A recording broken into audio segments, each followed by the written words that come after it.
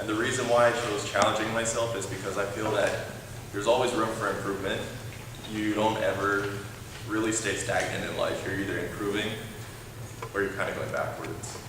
So first I'm going to talk about where I came from. Then I'm going to talk about where I am now. And then I'm going to talk about where I would like to see myself in the future. So where I came from, as most of you all know, I'm from Hawaii, which is a pretty cool place. A lot of people think of it as like the best place in the world to live. And it seems like that to me. It kind of is one of the best places to live. But there's another side of it that growing up in Hawaii that you don't get to see if you're not from there. And it's that a lot of people that live in Hawaii kind of get stuck in this mentality that I'm just going to go do a daily routine, make some money, and be able to live life. And on the weekends, I'm just going to go and have fun. And that's kind of what they decide to do. For me, that's not something that I wanted to do. I wanted something bigger and better for myself. So ever since I was a teenager, I already kind of had envisioned in my head that I really wanted to help people. I didn't know how, I didn't know what I was going to do, but I had an idea that I was going to go to school, hopefully become maybe a physical therapist or something, and help people. So that's where I was. Fast forward the tape, I come to chiropractic school, that's where I am now. And when I get here, it's a totally different change of pace. I mean, you come into first quarter and you're just bombarded with things on your plate. You're looking at 20-something to 30-something credits in one quarter. That's crazy. I would never do that in undergrad. But you do it over here, and you still got to juggle life. And that's things that you just got to deal with as a person. So that to me was another part of challenging myself. And I lived with, I had the privilege of living with Paul. And when I spoke to him, I noticed there was great qualities that I liked about Paul. He was very good at speaking in front of people. And that's something that I saw that I lacked myself. So I decided to challenge myself. How could I become a better speaker? I think the only way to become a better speaker is you have to speak in front of people. So I gave a speech in the first quarter after things started dying down, after I kind of got my head around this is possible to do all this schoolwork and you can still do other things to improve yourself. Another thing that I knew I lacked was how do I communicate to the public how to speak, how to talk to them about chiropractic. I think a lot of us here get kind of wrapped up in the mindset that everybody knows about chiropractic.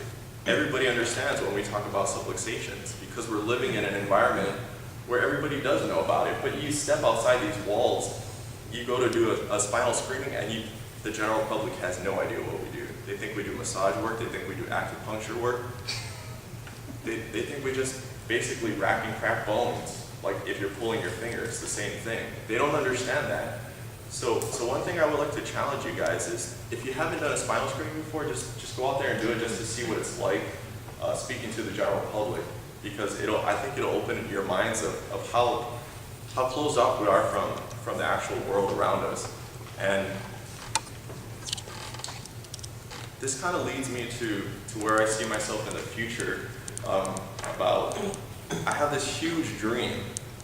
I think everybody should have a huge dream, and I don't think anybody should tell you that you can or can't do that, because I think anything is possible.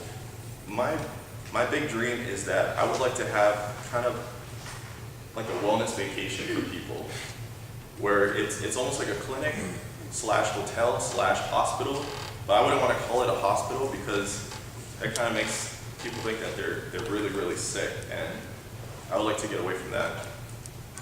And my big vision is to have people come there for 21 days at least, to change not only their physical state by getting an adjustment, but also change their mental state. Change the way they think, change the way they live, change the way they eat. I think that could be a huge thing, and that's just my dream. I picture other types of naturopaths and other doctors, nutritionists, yoga. I could see all of this happening, And so one thing I would like for you guys to do now is just go ahead and close your eyes and just follow along with me. If you could picture in your mind something that you know is tugging on your heart that you can improve on yourself today. Something that you could do that you haven't done. For whatever reason, there could be a million reasons why you haven't done it, but just picture in your mind that, I know I could be better in this sense if I did this. I know I could be better if I did this, if I just challenged myself. And then with your eyes closed, I want you to envision just one thing that you can do to help better that, to help change that. Challenge yourself. What could you do? Could it be up here talking and giving a speech? Could it be out there talking to the public what chiropractic is? Whatever it may be, just think about it for a second. And with your eyes closed, I would like to share a quote with you. It's by Napoleon Hill from a book called Think and Grow Rich. And it goes, the greatest achievement was at first and for a time, but a dream. And let me say that again. The greatest achievement was at first and for a time, but a dream. Now you guys can open your eyes.